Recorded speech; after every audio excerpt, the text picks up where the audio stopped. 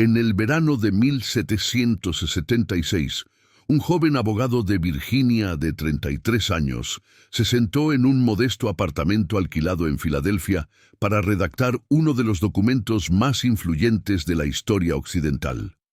Thomas Jefferson, delegado al Segundo Congreso Continental, tenía ante sí la tarea de articular las razones por las cuales 13 colonias británicas en América del Norte debían separarse de su metrópoli y constituirse como nación independiente.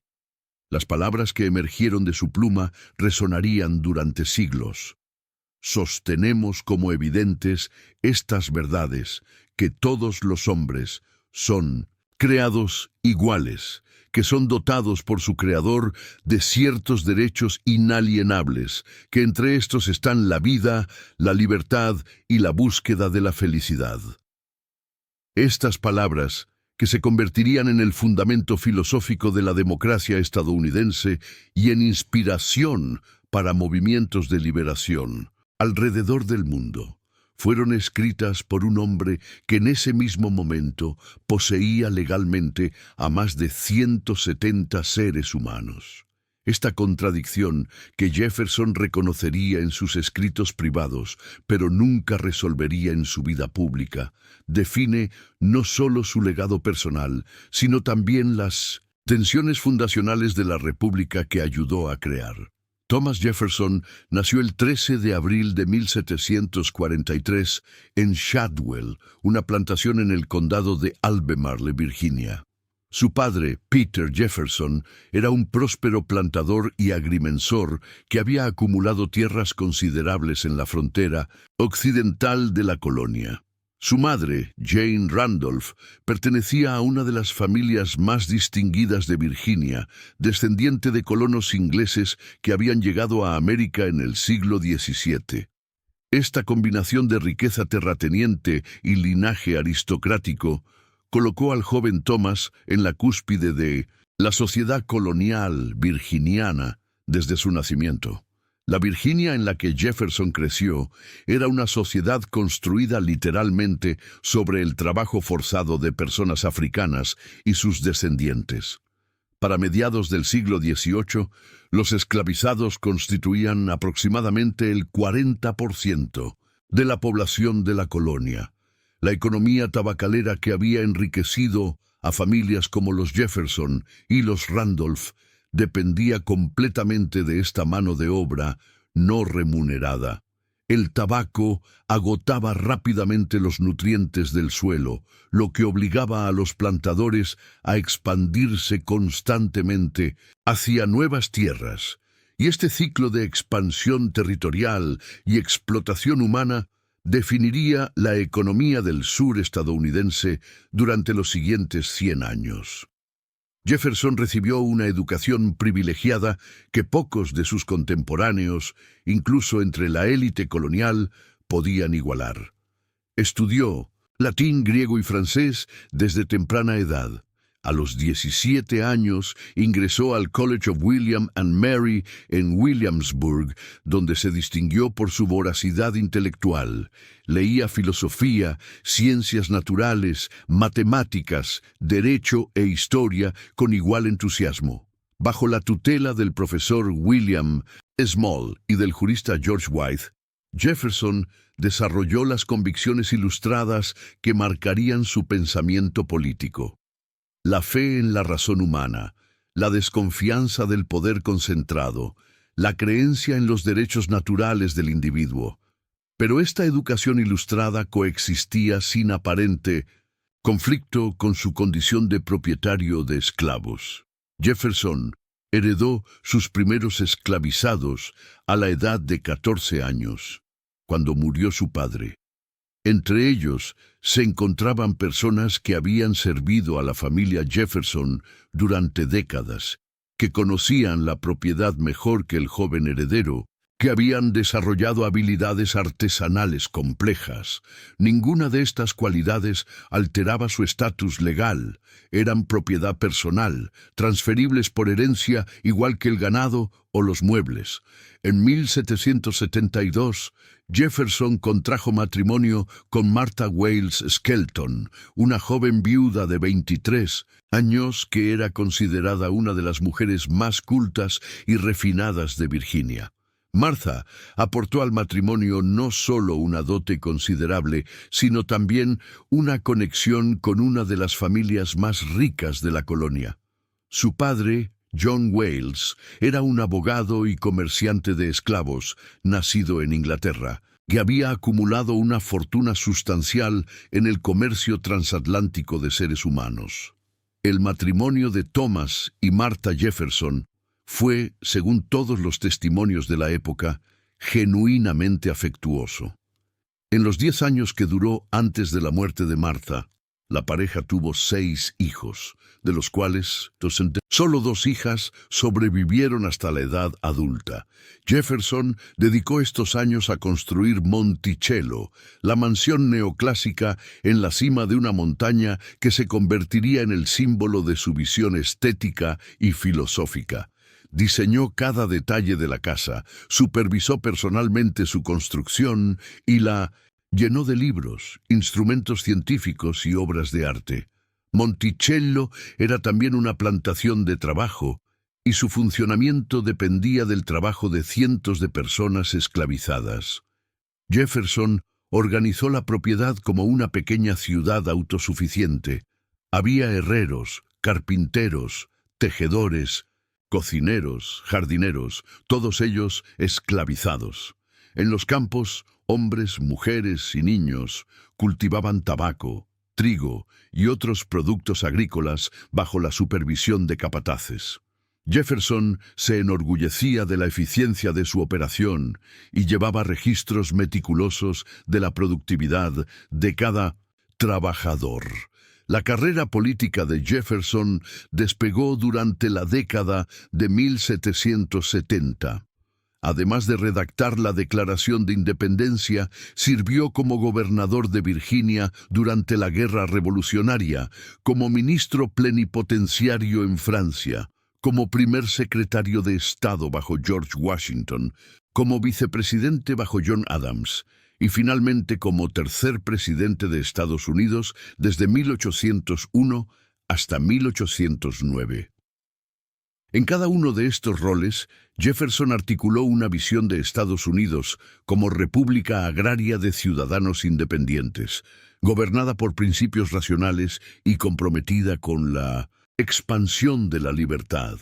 Sin embargo, la relación de Jefferson con la institución de la esclavitud fue siempre ambivalente.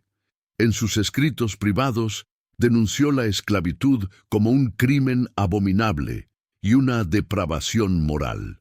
En su borrador original de la Declaración de Independencia, incluyó un párrafo condenando a Jorge III por fomentar el comercio de esclavos, párrafo que fue eliminado por objeciones de delegados de Carolina del Sur y Georgia.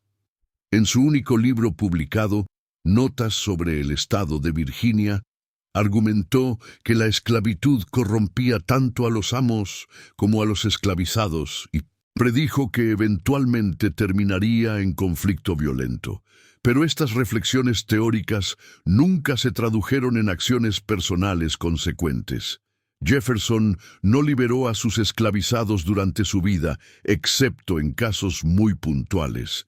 Cuando enfrentó dificultades financieras, vendió personas para saldar deudas, separando familias sin aparente remordimiento. Sus registros muestran que autorizó castigos físicos para trabajadores que consideraba desobedientes.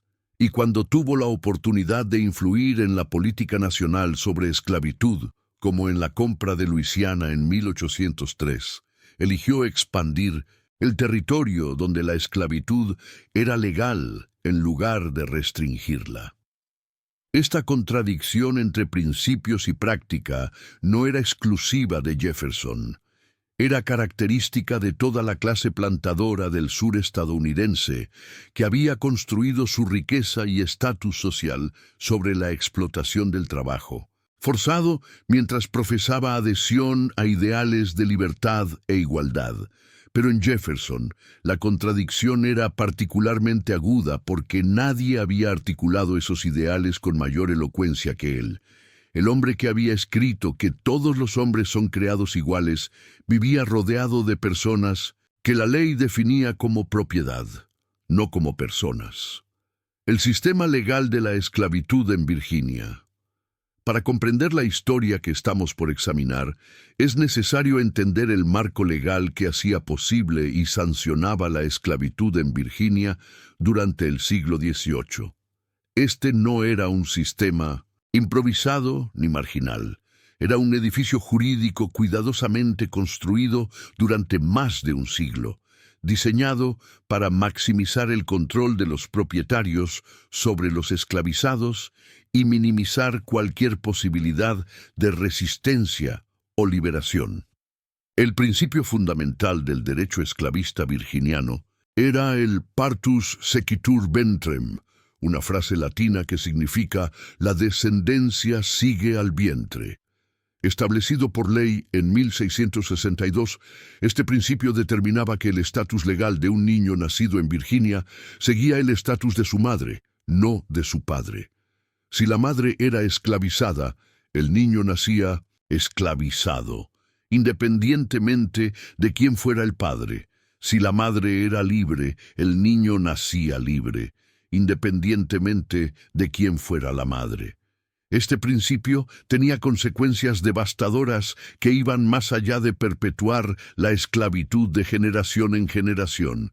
Creaba un incentivo económico perverso para que los propietarios de esclavos embarazaran a las mujeres esclavizadas, ya que cada hijo nacido de una mujer esclavizada aumentaba la riqueza del propietario. También significaba que los hijos nacidos de violaciones por parte de propietarios o sus familiares quedaban automáticamente esclavizados, sin ningún derecho legal derivado de su paternidad. La ley virginiana negaba a las personas esclavizadas prácticamente todos los derechos reconocidos a los ciudadanos libres. No podían poseer propiedad, excepto lo que su propietario les permitiera. No podían firmar contratos ni entablar demandas judiciales. No podían testificar en tribunales contra personas blancas. No podían aprender a leer ni escribir, actividades que fueron expresamente prohibidas por ley en varios estados del sur. No podían reunirse en grupos sin supervisión blanca.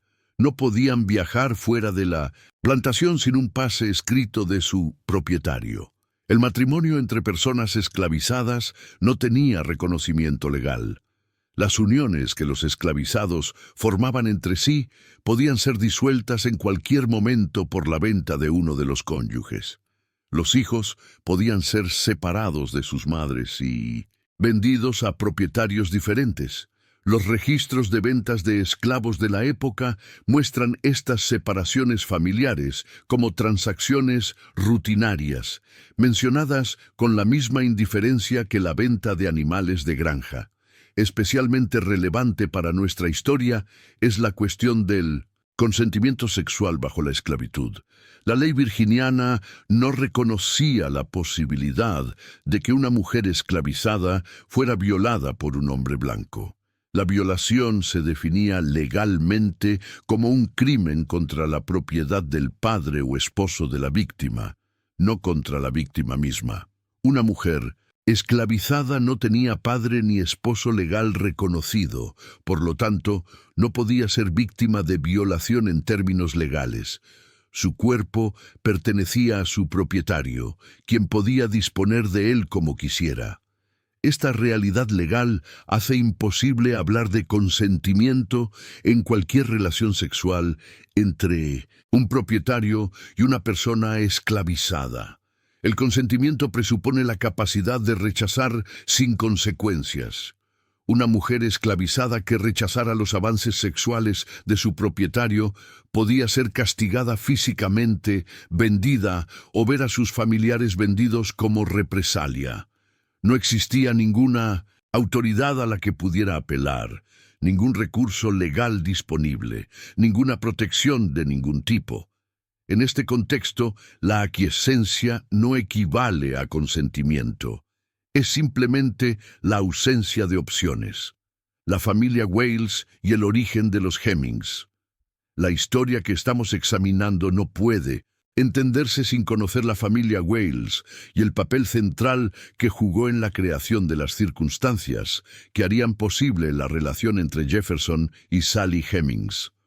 John Wales nació en Lancaster, Inglaterra, en 1715 y emigró a Virginia como joven adulto, buscando fortuna en las colonias. Se estableció como abogado y pronto descubrió que el negocio más lucrativo de la colonia era el comercio de esclavos.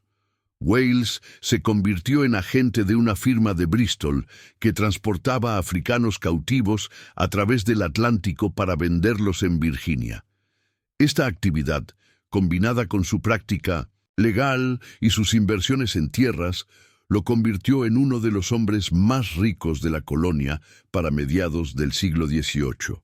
Wales se casó 3 veces. Sus 3 esposas murieron relativamente jóvenes, dejándolo viudo en repetidas ocasiones. De su tercer matrimonio nació Martha Wales, quien en 1772 se convertiría en la esposa de Thomas Jefferson. Pero la historia de la familia Wales incluye otra rama que la sociedad virginiana prefería ignorar. Elizabeth Hemings nació alrededor de 1735, hija de una mujer africana esclavizada y un capitán de barco inglés cuyo nombre se ha perdido en la historia. Elizabeth llegó a la plantación de John Wales siendo una niña, probablemente como parte de una compra o herencia. Era lo que en la terminología de la época se llamaba mulata, es decir, de ascendencia mixta africana y europea. Los registros sugieren que era considerada inusualmente bella según los estándares de la sociedad esclavista. Después de la muerte de su tercera esposa en 1761, John Wales tomó a Elizabeth Hemings como su concubina. Esta práctica, aunque no se discutía abiertamente en la sociedad educada, era extremadamente común entre los plantadores del sur. Los hombres, blancos de la clase propietaria, tenían acceso sexual prácticamente ilimitado a las mujeres esclavizadas, y muchos mantenían relaciones prolongadas con mujeres específicas, produciendo hijos que quedaban legalmente esclavizados, pero que a menudo recibían trato preferencial dentro de la plantación. Entre aproximadamente 1761 y 1773, Elizabeth Hemings tuvo 6 hijos con John Wales, Robert, James, Tenia, Crita, Peter y Sally. Estos niños eran, por lo tanto, medios hermanos de Martha Wales, la hija legítima de John Wales, que se había casado con Thomas Jefferson. Eran también, según la ley, de Virginia, esclavos de su propio padre, propiedad que él podía vender, regalar o legar como cualquier otro bien. Sally Hemings nació en 1773, el mismo año en que murió John Wales. Era la menor de los hijos que Elizabeth Hemings tuvo con él. Por su herencia genética, Sally era de 3/4 de ascendencia europea y 1/4 africana. Los testimonios posteriores la describen como de piel muy clara, casi indistinguible de una persona blanca, con cabello largo y lacio. Esta apariencia física sería frecuentemente mencionada en relatos sobre ella, reflejando la obsesión de la sociedad esclavista con las gradaciones del color de piel. Cuando John Wales murió en 1773, su hija Martha y su yerno Thomas Jefferson heredaron la plantación de The Forest junto con 135 personas esclavizadas. Entre ellas estaban Elizabeth Hemings y todos sus hijos, incluyendo a la recién nacida Sally. De esta manera, Thomas Jefferson se convirtió en propietario legal de la media hermana de su esposa y de todos los hijos que Elizabeth Hemings había tenido con su suegro. Los Hemings fueron trasladados a Monticello, donde se les asignó un estatus peculiar dentro de la jerarquía de la plantación. No trabajaban en los campos de tabaco como la mayoría de los esclavizados. En cambio, ocupaban posiciones domésticas y artesanales que requerían habilidades especializadas. James Hemings fue entrenado como chef y eventualmente viajaría a Francia con Jefferson para perfeccionar sus conocimientos de cocina francesa. Robert Hemings sirvió como ayuda de cámara personal de Jefferson. Las mujeres de la familia trabajaban como costureras, nodrizas y sirvientas domésticas. Este trato preferencial no debe confundirse con libertad ni con humanidad reconocida. Los Hemings seguían siendo propiedad legal de Jefferson. Podían ser vendidos, separados de sus familias, castigados físicamente. Su posición relativamente privilegiada dependía enteramente de la voluntad de su propietario y podía ser revocada en cualquier momento. Pero esta posición sí les otorgaba acceso a la casa principal, contacto regular con la familia Jefferson y ciertas habilidades que eventualmente algunos de ellos utilizarían para negociar su libertad. Martha Jefferson murió el 6 de septiembre de 1782. Después de dar a luz a su sexta hija. Tenía 33 años. Jefferson quedó devastado por esta pérdida. Según testimonios familiares, Martha le hizo prometer en su lecho de muerte que nunca volvería a casarse, preocupada de que una madrastra tratara mal a sus hijos. Jefferson mantuvo esta promesa durante los 44 años que le quedaban de vida, aunque como veremos, esto no significó que permaneciera sin compañía femenina. En su lecho de muerte, Martha Jefferson fue atendida por varias sirvientas esclavizadas, entre ellas sus medias hermanas Hemings. La ironía de esta escena es difícil de ignorar. Una mujer moribunda rodeada de mujeres que compartían su padre, pero no su estatus legal, mujeres que eran sus familiares de sangre, pero también su propiedad heredada. Sally Hemings tenía 9 años cuando murió Martha Jefferson. Era demasiado joven para comprender plenamente las complejidades de su situación, pero ya estaba aprendiendo las reglas tácitas que gobernaban la vida en Monticello. Pronto, esas reglas determinarían el curso de su existencia de maneras que ninguna niña de 9 años podría haber anticipado. Parte 2. Realidad privada y desequilibrio de poder. París, 1787. En junio de 1784, Thomas Jefferson partió hacia Francia como ministro plenipotenciario de Estados Unidos, dejando a sus 2 hijas sobrevivientes en Virginia. Martha, conocida como Patsy, tenía 11 años. María, llamada Polly, tenía 5. La intención inicial era llevar solo a Patsy y dejar a Polly al cuidado de familiares, pero la muerte de la hija menor de Polly, Lucy Elizabeth por tosferina, en 1785, convenció a Jefferson de traer también a su hija menor a Francia. En julio de 1787, Polly Jefferson llegó a Londres en un barco procedente de Virginia. Tenía 8 años y había sido acompañada en el viaje transatlántico no por una adulta de la familia, como habría sido apropiado para una niña de su clase, sino por una joven esclavizada de 14 años, Sally Hemings. La elección de Sally como acompañante de Polly fue aparentemente práctica. Sally era demasiado joven para trabajos pesados en la plantación, ya conocía a Polly por haber crecido juntas en Monticello, y su hermano James ya estaba en París con Jefferson aprendiendo cocina francesa. Pero esta decisión, aparentemente menor, tendría consecuencias que se extenderían durante generaciones. Sally Hemings llegó a París como una adolescente que nunca había salido de Virginia. De repente se encontró en una de las ciudades más sofisticadas de Europa, en vísperas de una revolución que transformaría el mundo occidental.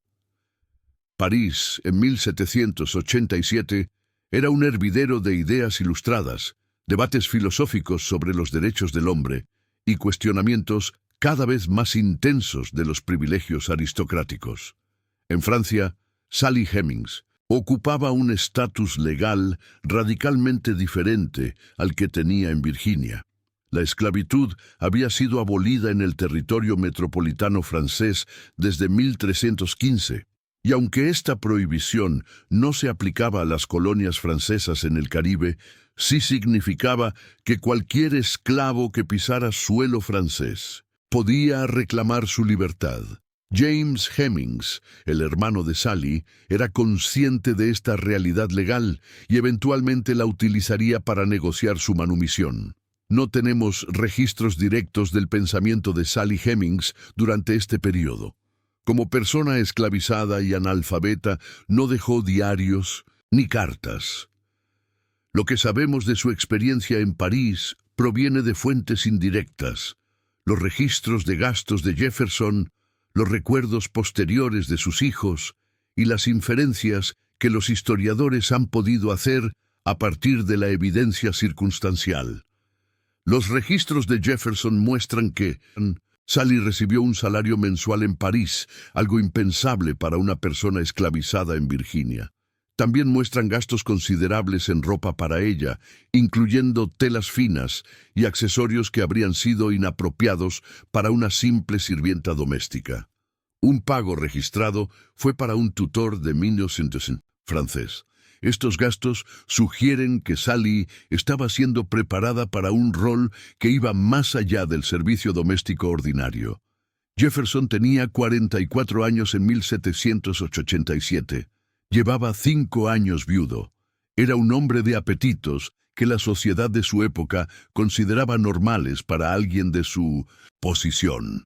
Sus cartas de este periodo muestran que mantenía un interés activo en las mujeres, incluyendo un flirteo prolongado y posiblemente consumado con Maria Cosway, una artista anglo-italiana casada. Sally Hemings tenía entre 14 y 15 años cuando, según todos los indicios históricos, comenzó una relación sexual con Jefferson. Era, según descripciones de la época, notablemente parecida a la difunta Martha Jefferson, lo cual no debería sorprender dado que eran medias hermanas. Esta semejanza física ha sido interpretada de diversas maneras por los historiadores. Algunos la ven como factor que atrajo a Jefferson hacia Sally, otros como coincidencia irrelevante. Lo que no puede interpretarse de diversas maneras es la naturaleza fundamentalmente coercitiva de cualquier relación sexual entre Jefferson y Sally Hemings. Aunque en Francia, Sally técnicamente podría haber reclamado su libertad, hacerlo habría requerido conocimientos legales, recursos económicos, conexiones sociales y una valentía que sería extraordinario esperar de una adolescente de 14 años en un país extranjero. Jefferson controlaba cada aspecto de su existencia: su vivienda, su alimentación, su ropa, su contacto con el mundo exterior. Él hablaba el idioma, conocía la cultura, tenía dinero y posición social. Ella no tenía nada excepto lo que él le proporcionaba. Madison Hemings, uno de los hijos que Sally tendría con Jefferson, ofreció décadas más tarde un relato de lo ocurrido en París. Según Madison, su madre quedó embarazada en Francia y Jefferson le rogó que regresara a Virginia con él cuando su misión diplomática terminó en 1789. Sally, consciente de que en Francia era legalmente libre, se negó inicialmente. Jefferson entonces prometió que la trataría extraordinariamente bien y que liberaría a todos los hijos que tuvieran cuando cumplieran 21 años. Con esta promesa, Sally accedió a regresar a la esclavitud. Este relato, publicado en 1873, ha sido cuestionado en algunos detalles, pero confirmado en sus líneas generales por investigaciones posteriores. Lo que revela es una Negociación entre partes radicalmente desiguales. Sally Hemings tenía 16 años cuando tomó esta decisión. Estaba embarazada. El padre del niño que llevaba en su vientre era también su propietario legal en Virginia. Las promesas que Jefferson hizo no tenían ningún valor legal y dependían enteramente de su buena voluntad. Sally no tenía manera de hacerlas cumplir. Llamar a esto una relación o un romance, como algunos historiadores y comentaristas han hecho, es distorsionar fundamentalmente la realidad. Era, en el mejor de los casos, un arreglo de supervivencia negociado por una joven sin opciones reales, en términos que nuestra sociedad contemporánea reconocería. Era una forma de explotación sexual que la estructura legal de la época hacía invisible. El regreso a Monticello. Thomas Jefferson regresó a Estados Unidos en noviembre de 1789, trayendo consigo a sus dos hijas, a Mindochinta James Hemings y a Sally Hemings. El primer hijo que Sally había concebido en París murió poco después del regreso, un destino común para los infantes en esa época. No tenemos registro de cómo Sally procesó esta pérdida, ni de cómo afectó su relación con Jefferson. Durante los siguientes años, Sally Hemings tuvo al menos 6 hijos que sobrevivieron la infancia, todos ellos reconocidos posteriormente como hijos de Thomas Jefferson. Harriet nació en 1795, pero murió en la infancia. Beverly nació en 1798. Una hija cuyo nombre se desconoce nació y murió alrededor de 1799. Harriet, nombrada así por su hermana fallecida, nació en 1801. Madison nació en 1805. Eston nació en 1808. Los nacimientos de estos niños coincidían consistentemente con los periodos en que Jefferson estaba presente en Monticello. Esta correlación fue notada por primera vez por el periodista James Callender en 1802 y ha sido confirmada por análisis estadísticos modernos. La probabilidad de que esta correlación sea coincidencia es extremadamente baja. En Monticello, Sally Hemings ocupaba una posición ambigua que reflejaba las contradicciones de su situación. No trabajaba en los campos ni realizaba las tareas más pesadas del servicio doméstico. Se le asignó una habitación en la casa principal, adyacente a la habitación de Jefferson, un privilegio extraordinario para una persona esclavizada. Sus hijos también recibieron trato preferencial. No fueron obligados a trabajar en el campo, aprendieron oficios especializados y eventualmente fueron liberados según la promesa que Jefferson supuestamente había hecho en París. Pero este trato preferencial existía dentro de un sistema que seguía negando a Sally y a sus hijos su humanidad fundamental. Seguían siendo propiedad legal de Jefferson. En sus registros, Jefferson los listaba junto con sus otros esclavizados como parte de su inventario de bienes.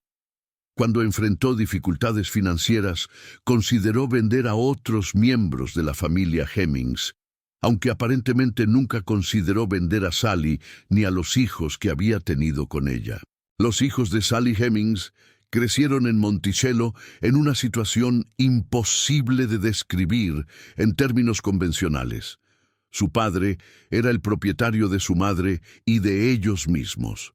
Su padre era también un expresidente de Estados Unidos, autor de la Declaración de Independencia, uno de los hombres más famosos de su época. Vivían en la misma propiedad que sus medias hermanas blancas, las hijas de Martha Jefferson, pero no podían reconocer públicamente su parentesco con ellas. Los testimonios posteriores de Madison Hemings revelan que Jefferson nunca reconoció verbalmente su paternidad ante sus hijos con Sally. No los llamaba hijos, ni se comportaba con ellos como padre en ningún sentido público. Cuando estaba en Monticello, permitía que estuvieran cerca de él, pero la relación se mantenía en un territorio indefinido entre la familiaridad y la distancia formal del propietario con sus esclavizados. Esta situación era conocida dentro de la comunidad de Monticello. Los otros esclavizados sabían quién era el padre de los hijos de Sally.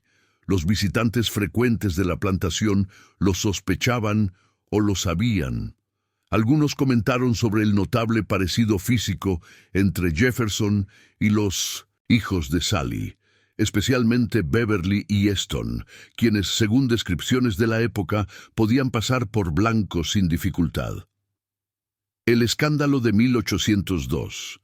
En septiembre de 1802, James Callender publicó en el periódico Richmond Recorder un artículo que haría pública la relación entre Jefferson y Sally Hemings. Callender había sido previamente aliado político de Jefferson, pero se había vuelto contra él después de que Jefferson, ya como presidente, se negara a nombrarlo para un cargo público que Callender deseaba. El artículo de Callender era sensacionalista y malicioso en su tono, pero sus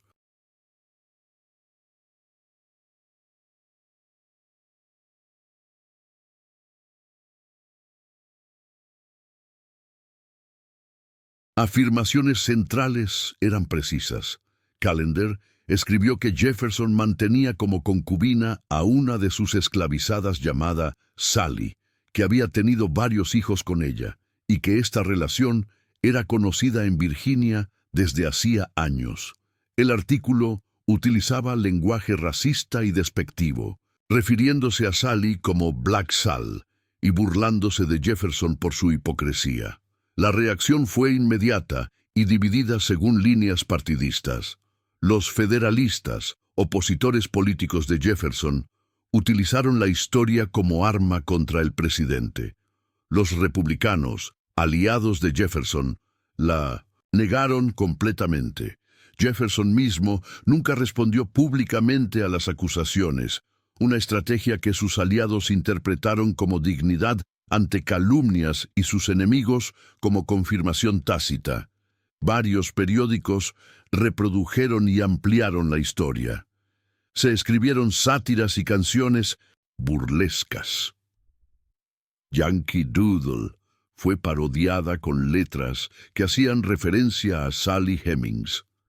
La historia se convirtió en uno de los primeros escándalos sexuales de la política estadounidense, aunque el término escándalo sexual no capture adecuadamente lo que estaba siendo revelado, no un affair entre adultos consentidores, sino la explotación sistemática de una mujer que no tenía capacidad legal de rechazar. Lo notable de la controversia de 1802 es lo que no se discutió. Nadie cuestionó la moralidad fundamental de que un hombre tuviera poder sexual absoluto sobre las mujeres que poseía como propiedad. El escándalo no era que Jefferson hubiera explotado a una mujer esclavizada, práctica que era común y tolerada. El escándalo era que se hiciera público, que se hablara de ello en términos explícitos, que se nombrara a la mujer involucrada. La respuesta de la familia Jefferson estableció un patrón que duraría casi 200 años. Los descendientes de Jefferson por línea legítima negaron categóricamente cualquier relación sexual entre su antepasado y Sally Hemings. Elaboraron narrativas alternativas. Que el verdadero padre de los hijos de Sally había sido Peter Carr o Samuel Carr, sobrinos de Jefferson que vivían en Monticello, que Callender era un borracho resentido cuyas afirmaciones no merecían crédito, que cualquier parecido físico entre Jefferson y los hijos de Sally era coincidencia o evidencia de relaciones con los Carr. Estas negaciones fueron aceptadas por generaciones de historiadores y biógrafos. La narrativa oficial de Jefferson lo presentaba como un viudo devoto que nunca volvió a involucrarse románticamente después de la muerte de Martha. Sally Hemings fue gradualmente borrada de la historia, mencionada solo como una nota al pie sobre rumores infundados o eliminada completamente de las biografías más respetadas. La vida cotidiana del poder absoluto. Para comprender plenamente la situación de Sally Hemings, es necesario examinar cómo funcionaba el poder en una plantación esclavista como Monticello. No era un poder que se ejerciera principalmente a través de la violencia física, aunque esa violencia siempre estaba disponible como último recurso. Era un poder que permeaba cada aspecto de la existencia, que se manifestaba en 1000 pequeñas decisiones cotidianas, que hacía innecesaria la coerción explícita porque la sumisión estaba incorporada en la estructura misma de la vida. Thomas Jefferson controlaba dónde dormía Sally Hemings, qué comía, qué ropa usaba, con quién podía hablar, a dónde podía ir. Controlaba si sus hijos serían mantenidos con ella o vendidos a plantaciones distantes. Controlaba si recibiría castigo físico o trato preferencial. Controlaba su presente y su futuro, y no existía ninguna autoridad a la que ella pudiera apelar si él decidía cambiar los términos de su existencia. Jefferson era, según todos los relatos, un propietario relativamente benigno según los estándares de su época. No practicaba la tortura sistemática ni la crueldad gratuita que caracterizaba a algunos plantadores. Mantenía familias juntas cuando era económicamente viable. Permitía cierta autonomía a esclavizados de confianza. Pero esta benignidad relativa no alteraba la naturaleza fundamental de la relación. Él poseía seres humanos y todo lo que les permitía o concedía podía ser revocado según su voluntad. En este contexto, la relación de Sally con Jefferson no puede entenderse como elección. No importa si ella sentía afecto por él, cosa que no podemos saber y que en cualquier caso sería irrelevante. No importa si él la trataba con consideración. Lo que importa es que ella no podía decir no sin enfrentar consecuencias potencialmente devastadoras, y que él lo sabía, y que la sociedad entera estaba estructurada para hacer invisible esta coerción. Los hijos que nacieron de esta relación heredaron una situación imposible. Eran genéticamente tan hijos de Jefferson como Patsy y Polly, pero la ley los definía como propiedad, no como herederos. Crecieron en la casa de su padre, pero no podían llamarlo padre. Vieron a sus medias hermanas blancas recibir educación, herencias, reconocimiento social, mientras ellos permanecían en un limbo legal que los clasificaba como bienes muebles. Jefferson mantuvo su promesa de liberar a los hijos de Sally cuando cumplieran 21 años, aunque lo hizo de maneras que minimizaban la visibilidad pública. Beverly y Harriet simplemente se fueron de Monticello a principios de la década de 1820, con el conocimiento y aparente aquiescencia de Jefferson, aunque sin documentos formales de manumisión. Ambos eran de apariencia suficientemente blanca como para integrarse en la sociedad como personas blancas, y eso hicieron, desapareciendo de los registros históricos para vivir vidas que sus descendientes protegerían con silencio durante generaciones. Madison y Easton fueron liberados por el testamento de Jefferson cuando éste murió en 1826. Fueron los únicos esclavizados liberados por ese testamento, un hecho que las generaciones posteriores de la familia Jefferson explicarían con diversas justificaciones que evitaban la explicación más obvia. Sally Hemings no fue liberada por el testamento de Jefferson. Legalmente, permaneció esclavizada hasta su muerte, aunque sus hijos Madison y Easton fueron autorizados por la hija de Jefferson, Martha Randolph, para llevarla con ellos cuando establecieron sus propios hogares. Pasó sus últimos años viviendo con sus hijos en Charlottesville, Virginia, en un estatus legal ambiguo, técnicamente aún propiedad de la familia Jefferson, pero funcionalmente libre. Sally Hemings murió en 1835. aproximadamente a los 62 años de edad. No hay registro de dónde está enterrada, no hay lápida con su nombre. La mujer que había pasado casi 4 décadas en una relación con uno de los hombres más famosos de la historia estadounidense, que había sido madre de 6 de sus hijos, que había negociado la libertad de esos hijos cuando tenía 16 años en un país extranjero, desapareció de la historia tan completamente como si nunca hubiera existido. Parte 3. Negación, silencio y supresión histórica. La construcción de un mito. La muerte de Thomas Jefferson, el 4 de julio de 1826. Exactamente 50 años después de la adopción de la Declaración de Independencia, en una coincidencia que sus admiradores interpretaron como providencial, marcó el comienzo de un proceso de mitificación que duraría casi 2 siglos. Jefferson fue transformado gradualmente de un hombre complejo y contradictorio en un símbolo inmaculado de los valores estadounidenses. Esta transformación requería borrar o minimizar todo lo que complicara la imagen idealizada. Sus deudas masivas, que obligaron a sus herederos a vender Monticello y a más de 130 personas esclavizadas. Su vacilación y, a veces, cobardía durante la guerra revolucionaria. Sus contradicciones entre retórica y práctica respecto a la esclavitud. Y, sobre todo, su relación con Sally Hemings. Los descendientes de Jefferson, por línea legítima, asumieron el papel de guardianes de su legado. Especialmente influyente fue su nieta Ellen Randolph Coolidge, quien escribió extensamente defendiendo la memoria de su abuelo contra lo que ella llamaba calumnias. En una carta de 1858, Coolidge argumentó que era imposible que Jefferson hubiera tenido una relación con Sally Hemings porque ella había conocido a su abuelo y sabía que él no era capaz de tal comportamiento. Coolidge y otros descendientes elaboraron la teoría de que el verdadero padre de los hijos de Sally había sido Peter Carr, sobrino de Jefferson. Esta teoría tenía la ventaja de explicar el parecido físico.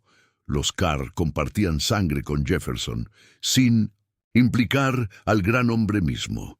Se convirtió en la posición oficial de la familia Jefferson y fue aceptada por generaciones de historiadores. La historiografía del siglo XIX generalmente ignoró o desestimó la cuestión Hemings. Las biografías de Jefferson de esta época lo presentaban como un filósofo estadista de moral ejemplar, dedicado a su difunta esposa y a sus ideales republicanos.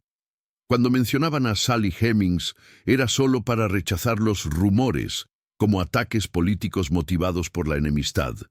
Este silencio historiográfico reflejaba actitudes más amplias de la sociedad estadounidense hacia la raza y la sexualidad. La guerra civil y la abolición de la esclavitud no terminaron con la supremacía blanca, simplemente la reorganizaron en nuevas formas. El período de reconstrucción dio paso a la era Jim Crow, con sus leyes de segregación, su violencia racial, su sistemática degradación de los afroamericanos. En este contexto, reconocer que un padre fundador había tenido hijos con una mujer esclavizada era inaceptable no solo por lo que decía sobre Jefferson, sino por lo que implicaba sobre las relaciones raciales en Estados Unidos, los descendientes Hemings y su testimonio. Mientras la América Blanca construía su versión santificada de Jefferson, los descendientes de Sally Hemings mantenían viva una historia diferente. Esta historia se transmitía oralmente de generación en generación, preservada en memorias familiares que la historiografía oficial ignoraba o rechazaba. Madison Hemings fue el primero en hacer pública la versión familiar de la historia. En 1873 dio una extensa entrevista al periodista Samuel Wetmore del Pike County Republican, un periódico de Ohio donde Madison había establecido su hogar después de dejar Virginia. En esta Entrevista, Madison relató la historia de su madre en París, la negociación por la libertad de los hijos y la identidad de su padre. El relato de Madison Hemings es notable por su tono medido y factual. No expresó amargura ni resentimiento hacia Jefferson. Simplemente contó la historia como la conocía, proporcionando detalles específicos que podían verificarse y que demostraban conocimiento íntimo de la vida en Monticello. Describió la promesa de Jefferson a Sally, el nacimiento y muerte de su primer hijo en Virginia, los nombres y destinos de sus hermanos. La entrevista de Madison Hemings fue ignorada por los historiadores profesionales durante más de un siglo. Cuando se la mencionaba, era para descartarla como poco confiable. Madison era un anciano recordando eventos de su infancia. Era un hombre negro cuyo testimonio tenía menos peso que el de testigos blancos. Estaba posiblemente influenciado por el deseo de asociar a su familia con un hombre famoso. Estos argumentos para descartar el testimonio de Madison revelan los prejuicios raciales que estructuraban la historiografía estadounidense. Se asumía que un hombre blanco que negaba una relación era más creíble que un hombre negro que la afirmaba. Se asumía que los esclavizados no eran testigos confiables de su propia experiencia. Se asumía que la versión que protegía la reputación del hombre blanco poderoso era probablemente correcta. Los descendientes de Eston Hemings siguieron un camino diferente. Eston, que según todos los testimonios era casi indistinguible de un hombre blanco, se trasladó a Wisconsin y eventualmente adoptó la identidad racial blanca. Cambió su apellido de Hemings a Jefferson, una decisión que sus descendientes han interpretado como afirmación de su verdadera paternidad. Su familia mantuvo en privado la historia de su ascendencia, pero no la hizo pública durante generaciones. Beverly y Harriet Hemings desaparecieron de los registros históricos después de dejar Monticello. Se integraron en la sociedad blanca, y sus descendientes, si los hubo, no han sido identificados. La capacidad de pasar como blancos les permitió escapar de las restricciones legales y sociales que enfrentaban los afroamericanos, pero al precio de borrar su historia familiar. La historiografía profesional y sus silencios. La profesionalización de la historia como disciplina académica en Estados Unidos, que ocurrió principalmente en las últimas décadas del siglo XIX y las primeras del siglo XX, no mejoró el tratamiento de la cuestión Hemings. De hecho, en algunos sentidos lo empeoró. Los historiadores profesionales de esta era estaban abrumadoramente comprometidos con narrativas que celebraban a los padres fundadores y minimizaban las injusticias de la esclavitud. Dumas Malone dedicó 40 años de su vida a escribir una biografía de Jefferson en 6 volúmenes que se convirtió en la obra definitiva sobre el tema. Malone rechazó categóricamente la posibilidad de una relación Jefferson-Hemings, calificándola de calumnia y argumentando que era incompatible con el carácter de Jefferson tal como él lo entendía. Cuando se enfrentó con evidencia que sugería lo contrario, Malone la descartó o la reinterpretó para proteger su tesis. La posición de Malone era representativa de una generación de historiadores para quienes la defensa de Jefferson era casi un artículo de fe.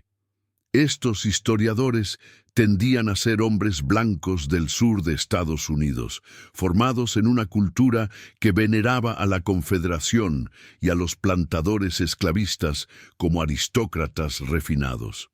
Admitir que Jefferson había tenido hijos con una mujer esclavizada no solo manchaba su reputación individual, sino que complicaba toda la narrativa de la fundación estadounidense como un proyecto noble emprendido por hombres virtuosos.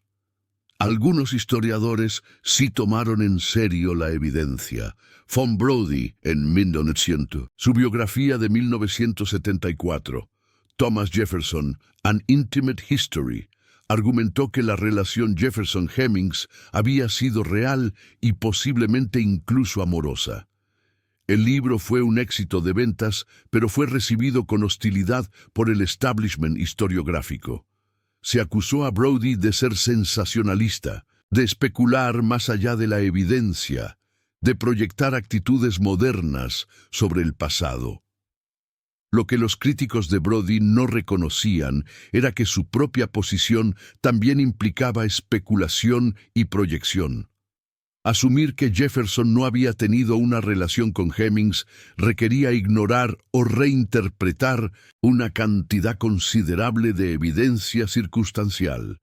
Requería dar más peso al testimonio de los descendientes blancos de Jefferson que al de los descendientes negros.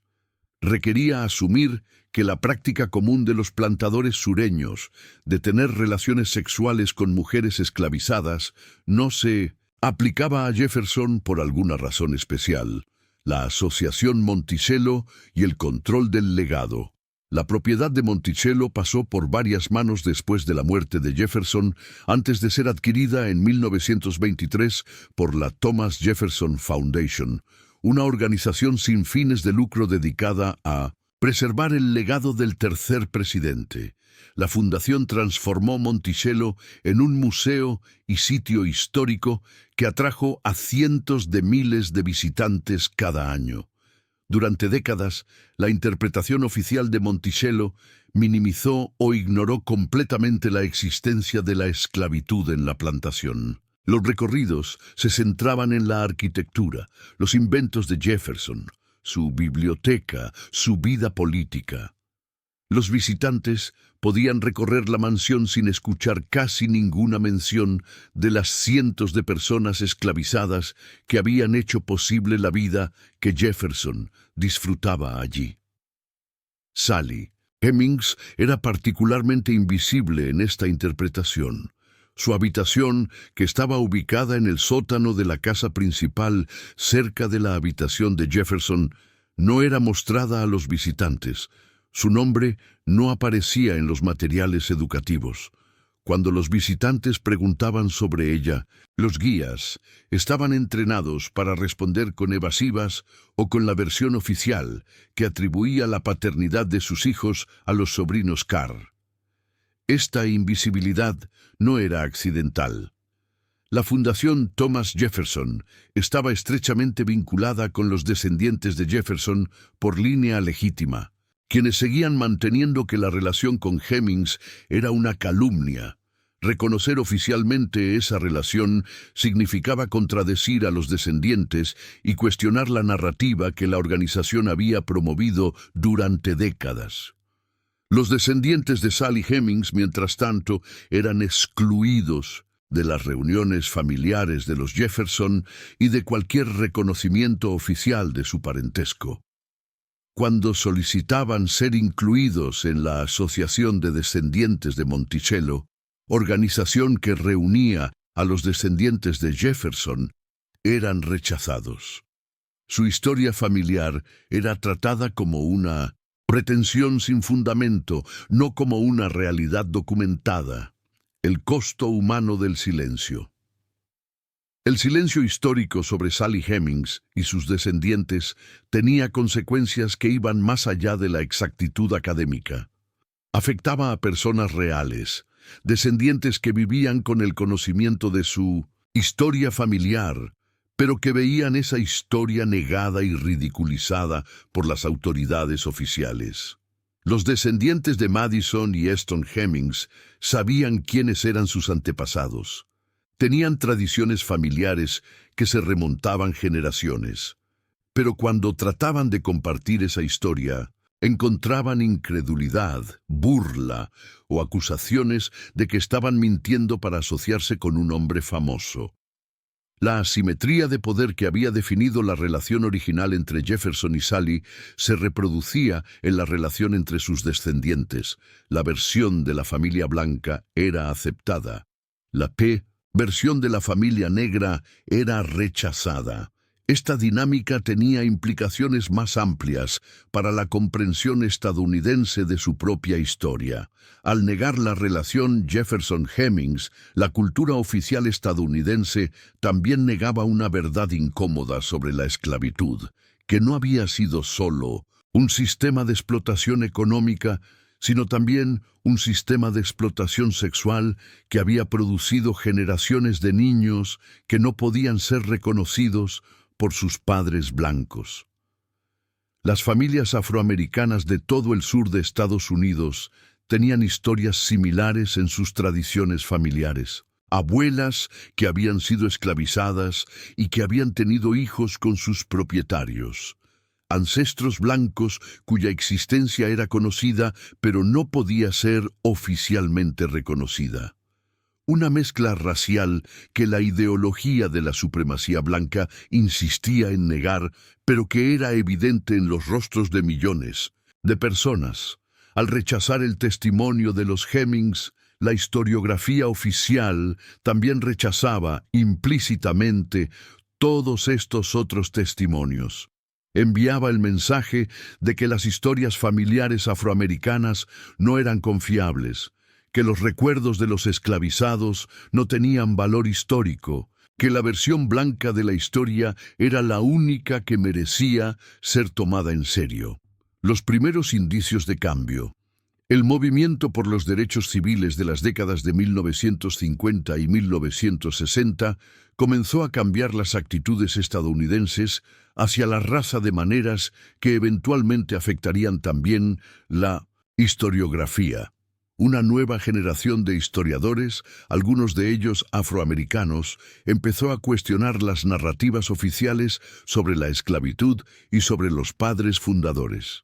En 1968, el historiador Winthrop Jordan publicó White Over Black, un estudio exhaustivo de las actitudes raciales en la América colonial y revolucionaria. Jordan dedicó considerable atención a Jefferson, analizando sus escritos sobre raza y sus contradicciones personales respecto a la esclavitud. Aunque Jordan no llegó a conclusiones definitivas sobre la relación con Hemings, trató la cuestión como una pregunta histórica legítima que merecía investigación seria, no como una calumnia que debía ser rechazada automáticamente. El libro de Von Brody, en 1974, a pesar de las críticas que recibió del establishment historiográfico, también contribuyó a cambiar el debate.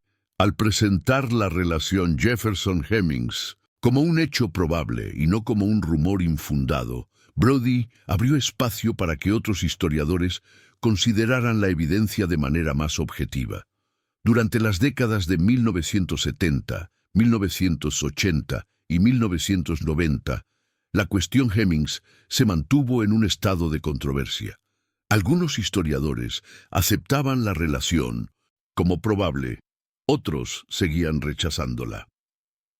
La Fundación Thomas Jefferson mantenía su posición oficial de escepticismo.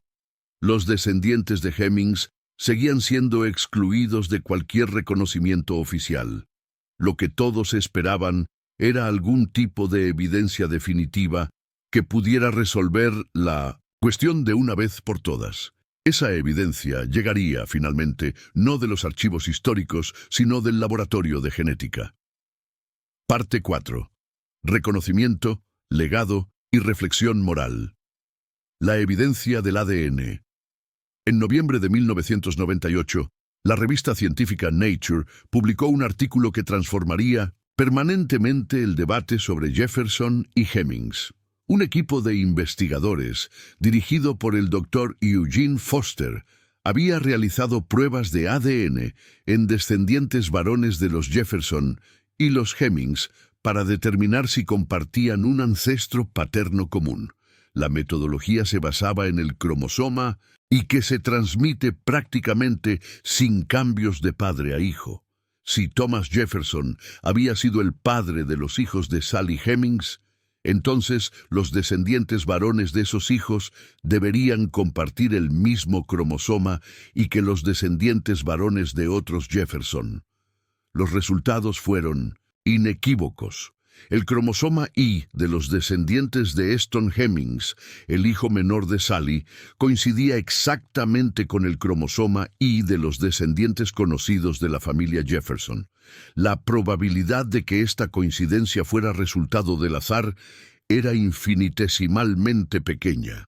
Los resultados no podían identificar a Thomas Jefferson específicamente como el padre, ya que cualquier varón de la línea Jefferson habría tenido el mismo cromosoma Y. Pero cuando se combinaban con la evidencia histórica, la correlación entre las visitas de Jefferson a Monticello y las concepciones de los hijos de Sally, los testimonios de Madison Hemmings, el trato preferencial dado a los Hemmings, la conclusión era prácticamente ineludible. Notablemente, las pruebas también descartaron a los sobrinos Carr como posibles padres. El cromosoma Y de los descendientes Carr no coincidía con el de los descendientes Hemmings. La teoría que la familia Jefferson había promovido durante casi 200 años quedaba definitivamente refutada. La reacción a estos resultados reveló las profundas divisiones que aún existían en torno a esta historia. Algunos historiadores y comentaristas aceptaron la evidencia como confirmación de lo que muchos habían sospechado durante mucho tiempo. Otros buscaron maneras de mantener la duda. Quizás había sido otro Jefferson, quizás la evidencia genética no era tan concluyente como parecía. La Fundación Thomas Jefferson inicialmente emitió una respuesta cautelosa, señalando que los resultados del ADN no probaban con certeza absoluta que Thomas Jefferson fuera el padre. Pero la presión pública y académica eventualmente llevó a la organización a formar un comité de investigación que reexaminara toda la evidencia disponible. El informe del comité de investigación. En enero de 2000, el comité de investigación de la Fundación Thomas Jefferson publicó sus conclusiones. El comité había examinado la evidencia genética, los registros históricos, los testimonios orales y todas las demás fuentes relevantes. Su conclusión fue que la probabilidad de que Thomas Jefferson fuera el padre de todos los hijos de Sally Hemings era muy alta. Esta conclusión representaba un cambio radical en la posición oficial de la organización, encargada de preservar el legado de Jefferson. Durante décadas, la Fundación había sostenido que las acusaciones contra Jefferson eran infundadas. Ahora, reconocía que esas acusaciones habían sido probablemente ciertas todo el tiempo. El informe tuvo repercusiones significativas. La interpretación de Monticello como sitio histórico comenzó a cambiar. Se desarrollaron nuevos recorridos y exhibiciones que incluían la historia de los Hemmings y de los otros esclavizados que habían vivido y trabajado en la plantación. La habitación de Sally Hemings fue restaurada y abierta al público. Se creó un cementerio conmemorativo para los esclavizados de Monticello. En 2017, Monticello abrió la exhibición The Life of Sally Hemings, la primera dedicada específicamente a contar su historia. La exhibición incluía la habitación donde Sally había vivido, recreada con base en la evidencia arqueológica e histórica disponible. Por primera vez, los visitantes de Monticello podían aprender sobre Sally Hemings como una persona con su propia historia, no solo como una nota al pie controversial en la biografía de Jefferson. Los descendientes y el reconocimiento. Para los descendientes de Sally Hemings, el reconocimiento oficial llegó después de generaciones de negación.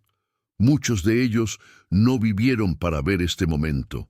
Habían pasado sus vidas sabiendo la verdad sobre su historia familiar, pero siendo tratados como mentirosos o fabuladores cuando la compartían. En 1999, la Asociación de Descendientes de Monticello, organización que reunía a los descendientes de Thomas Jefferson, votó para decidir si admitir a los descendientes de Hemings. La votación fue negativa. La mayoría de los descendientes blancos de Jefferson no estaban dispuestos a reconocer a sus parientes negros, incluso después de que la evidencia del ADN había sido publicada. Esta decisión provocó indignación pública y llevó a varios miembros de la asociación a renunciar en protesta. Algunos descendientes blancos de Jefferson comenzaron a establecer relaciones individuales con los descendientes de Hemings, reconociendo lo que la organización oficial se negaba a reconocer.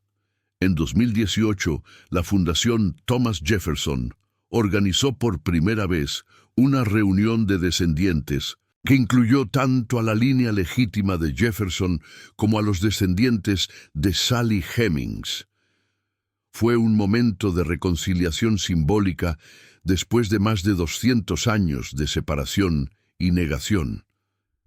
Para algunos descendientes de Hemings, este reconocimiento tardío era bienvenido pero insuficiente. Shannon Lanier, descendiente de Madison Hemings y autor de un libro sobre su historia familiar, ha señalado que el reconocimiento oficial no puede compensar las generaciones de negación y exclusión que su familia experimentó.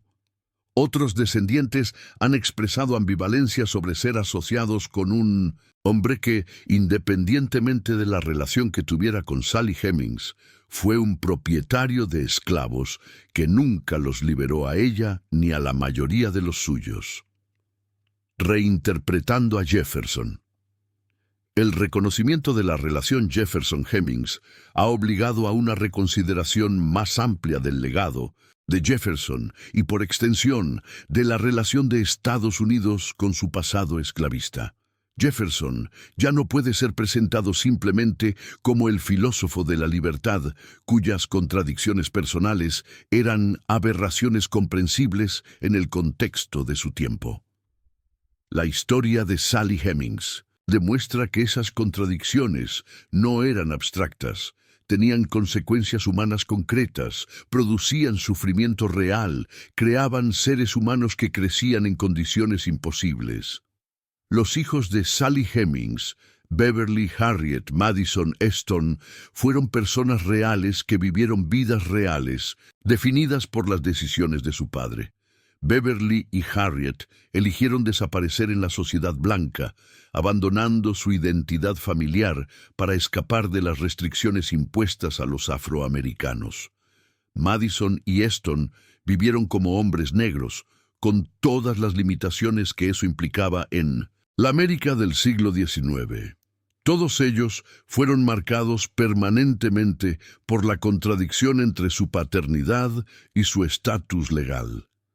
Esta historia también ilumina las estructuras más amplias de la esclavitud que a menudo se pasan por alto.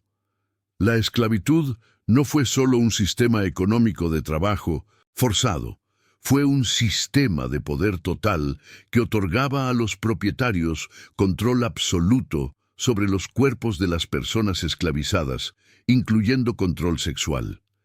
Las mujeres esclavizadas eran vulnerables no solo a la explotación laboral, sino también a la explotación sexual. Y los hijos que resultaban de esa explotación quedaban automáticamente esclavizados, aumentando la riqueza del propietario. Jefferson, el hombre que había escrito que todos los hombres son creados iguales, tuvo hijos que nacieron esclavizados por las leyes de su propio estado. Este hecho no puede ser explicado satisfactoriamente como una contradicción comprensible de su tiempo. Los contemporáneos de Jefferson, que se oponían a la esclavitud, vieron la contradicción claramente. Muchos esclavistas del norte liberaron a sus esclavizados durante y después de la Revolución. El propio Jefferson reconoció en sus escritos que la esclavitud era un mal, pero eligió mantener a sus esclavizados, incluyendo a la madre de sus propios hijos, hasta su muerte. Debates contemporáneos sobre memoria y responsabilidad. La historia de Jefferson y Hemings se ha convertido en un punto de referencia en los debates contemporáneos sobre cómo Estados Unidos debería recordar y relacionarse con su pasado esclavista. En años recientes ha habido un movimiento creciente para reconsiderar los monumentos y honores dedicados a figuras históricas asociadas con la esclavitud. Estatuas de generales confederados han sido removidas de espacios públicos. Universidades han cambiado los nombres de edificios que honraban a esclavistas. El debate ha llegado incluso a los padres fundadores. Algunos han cuestionado si debería seguirse honrando a hombres como Jefferson y Washington, quienes, a pesar de sus contribuciones a la fundación de la República, fueron también propietarios de esclavos. Monticello ha tratado de navegar estos debates, transformando su interpretación para incluir la historia completa del lugar. Los visitantes actuales aprenden tanto sobre Jefferson el estadista como sobre Jefferson el esclavista. Aprenden sobre Sally Hemings y su familia. Aprenden sobre los cientos de otras personas esclavizadas cuyas vidas y trabajo hicieron posible Monticello. Este enfoque ha sido elogiado por algunos como modelo de cómo instituciones históricas pueden confrontar honestamente el pasado. Pero también ha sido criticado por algunos que consideran que no va lo suficientemente lejos en reconocer las injusticias de la esclavitud, y por otros que consideran que va demasiado lejos en cuestionar a un héroe nacional. La pregunta fundamental que plantea la historia de Jefferson y Hemings es cómo una sociedad puede honrar los logros de su pasado sin ignorar o minimizar los crímenes que acompañaron esos logros. Jefferson escribió palabras que inspiraron movimientos de liberación alrededor del mundo. También poseyó seres humanos y tuvo hijos con una mujer que no tenía capacidad de rechazarlo. Ambas cosas son verdad. La cuestión es cómo sostener ambas verdades simultáneamente. El significado de Sally Hemings. Sally Hemings fue, durante la mayor parte de la historia estadounidense, una nota al pie, una figura sin rostro mencionada solo en relación con las controversias sobre Jefferson. Incluso cuando se discutía su historia, el foco estaba generalmente en Jefferson. Lo había hecho. ¿Qué significaba para su legado? En años recientes ha habido esfuerzos por recuperar a Sally Hemings como sujeto histórico por derecho propio. Estos esfuerzos enfrentan limitaciones significativas. Sally no dejó escritos. No tenemos imágenes de ella. La mayor parte de lo que sabemos proviene de fuentes indirectas. Pero incluso con estas limitaciones, podemos reconocer algunas cosas. Sally Hemings fue una mujer que vivió bajo condiciones de poder absoluto y encontró maneras de negociar dentro de esas condiciones. En París, siendo una adolescente, negoció la libertad de sus futuros hijos. Esta negociación requería inteligencia, valor y una comprensión clara de su propia situación. Sally no tenía poder formal, pero utilizó el único recurso disponible para ella para asegurar algo para sus hijos. Sally Hemings fue madre de 6 hijos a quienes aparentemente amó y por quienes hizo sacrificios. Regresó a la esclavitud en Virginia para mantener la promesa de libertad para ellos. Los crió en las condiciones imposibles de Monticello, donde eran simultáneamente hijos del propietario y esclavizados de la plantación. Sally Hemings fue parte de una familia extensa que mantuvo lazos fuertes a través de generaciones de esclavitud. Su madre Elizabeth, sus hermanos y hermanas, sus hijos y sobrinos formaban una red de apoyo mutuo que sobrevivió las peores condiciones de la esclavitud. Sally Hemings fue, finalmente, un ser humano cuya humanidad fue sistemáticamente negada por las leyes e instituciones de su tiempo, y cuya memoria fue sistemáticamente borrada por las instituciones encargadas de preservar la historia. Recuperar su historia no es solo corregir el registro histórico sobre Jefferson, es afirmar que ella también merece ser recordada. Reflexión final. La historia de Thomas Jefferson y Sally Hemings nos confronta con verdades que preferimos no ver sobre los fundamentos de la República estadounidense. Nos muestra que los ideales de libertad e igualdad proclamados en la Declaración de Independencia coexistieron en la misma persona que los escribió con la práctica de la esclavitud y la explotación sexual. Esta coexistencia no fue una aberración ni una contradicción irresuelta esperando reconciliación. Fue la realidad estructural de una sociedad construida simultáneamente sobre principios universales de derechos humanos y sobre la negación sistemática de esos derechos a millones de personas. Jefferson pudo escribir sobre la igualdad de todos los hombres mientras poseía esclavizados porque la sociedad que lo rodeaba no consideraba a esas personas como hombres en el sentido relevante. El universalismo de la Declaración fue, desde el principio, un universalismo selectivo. Sally Hemings representa a todas las mujeres esclavizadas cuyas historias nunca fueron contadas, cuyas experiencias fueron consideradas demasiado insignificantes para registrar, cuyo sufrimiento fue invisible para los historiadores que escribieron los libros que se enseñan en las escuelas. Representa también la resistencia silenciosa de personas que sin ningún poder formal encontraron maneras de proteger a sus familias y preservar su dignidad bajo condiciones de opresión absoluta. El reconocimiento tardío de la relación Jefferson-Hemings no corrige las injusticias del pasado. Sally Hemings vivió y murió como persona esclavizada. Sus hijos crecieron en condiciones que ningún reconocimiento posterior puede remediar. Las generaciones de descendientes que fueron excluidas y negadas no pueden recuperar lo que perdieron, pero el reconocimiento importa porque cambia cómo entendemos el pasado, y cómo entendemos el pasado afecta cómo actuamos en el presente. Una sociedad que reconoce las contradicciones de sus fundadores está mejor equipada para identificar y confrontar las contradicciones de su propio tiempo. Una sociedad que escucha los testimonios de los descendientes de los oprimidos está mejor equipada para escuchar las voces de quienes sufren opresión hoy.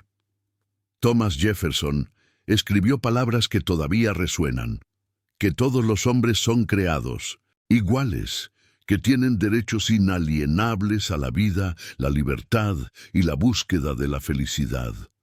Sally Hemings no dejó palabras escritas, pero su vida es un testimonio de lo que significa cuando esas palabras se aplican solo a algunos y no a todos.